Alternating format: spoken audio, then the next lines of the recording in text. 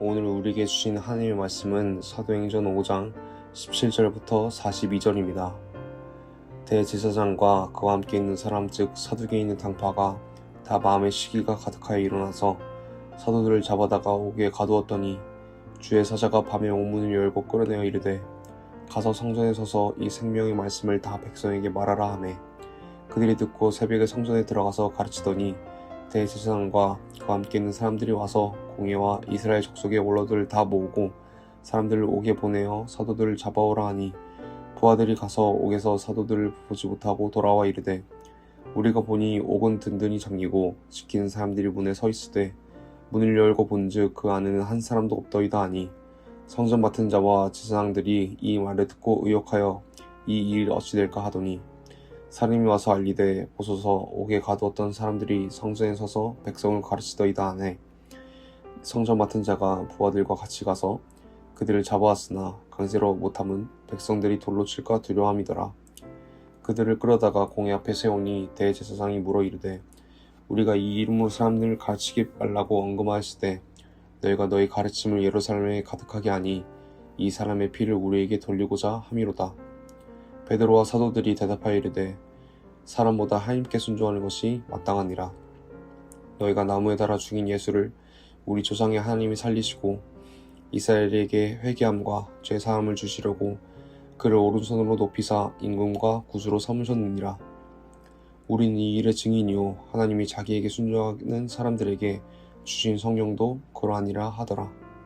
그들이 듣고 크게 노하여 사도들을 없이하고자 할세 바리새인 가말리엘은 율법교사로 모든 백성에게 존경받는 자라.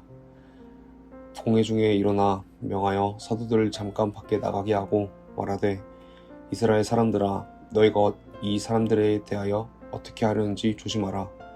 이전에 드다가 일어나 스스로 선전하매 사람이 약 400명이나 따르더니 그가 죽임을 당하매 따르던 모든 사람들이 흩어져 없어졌고 그 후 호적할 때에 갈릴리 유다가 일어나 백성을 꾀어 따르게 하다가 그도 망한즉 따르던 모든 사람들이 흩어졌느니라.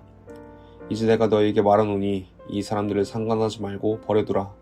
이 사상과 이 소행이 사람으로부터 났으면 무너질 것이요 만일 하나님께로부터 났으면 너희가 그들을 무너뜨릴 수 없겠고 도리어 하나님을 대적한 자가 될까 하노라 하니 그들이 옳게 여겨 사도들을 불러들여 채찍질하며 예수의 이름으로 말하는 것을 금하고 놓으니 사도들은 그 이름을 위하여 능력받는 일에 합당한 자로 여기심을 기뻐하면서 공회 앞을 떠나니라.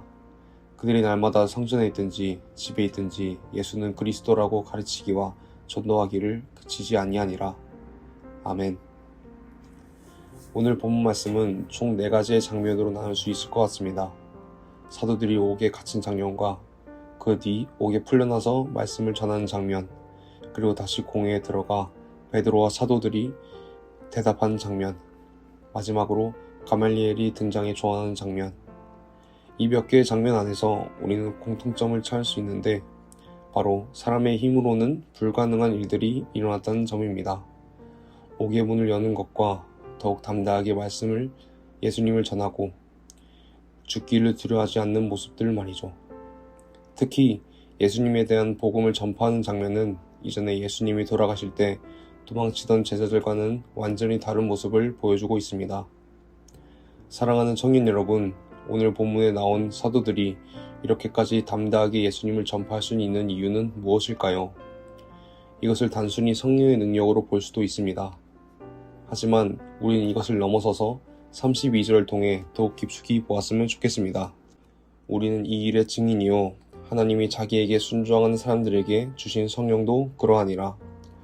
사도들이 담대하게 예수님을 증거할 수 있었던 이유는 이 일의 증인이기 때문입니다. 예수님을 직접 경험했기 때문에 더욱더 담대하게 전할 수 있었던 겁니다. 하지만 우리는 제자들과는 달리 직접 예수님을 경험하지 못합니다. 그렇다면 우리가 해야 할 것은 무엇일까요? 그것은 바로 성령님을 경험하는 것입니다. 본문에 나온 것처럼 거대해 보이고 거창한 경험도 좋지만 하루를 살아가며 매순간 성령님을 의지하고 경험하면서 그 작은 경험들이 하나하나 모이며 간증이 될 때, 그리고 그 경험으로 성령님을 의지해서 사람들에게 복음을 전할 때 사도들에게 일어났던 역사들이 동일하게 이 시대에도 일어날 것을 확신합니다. 그리고 우리의 그 경험이 나만의 전도지가 되어 세상 속의 복음을 담대하게 선포하기를 예수님의 이름으로 축복합니다.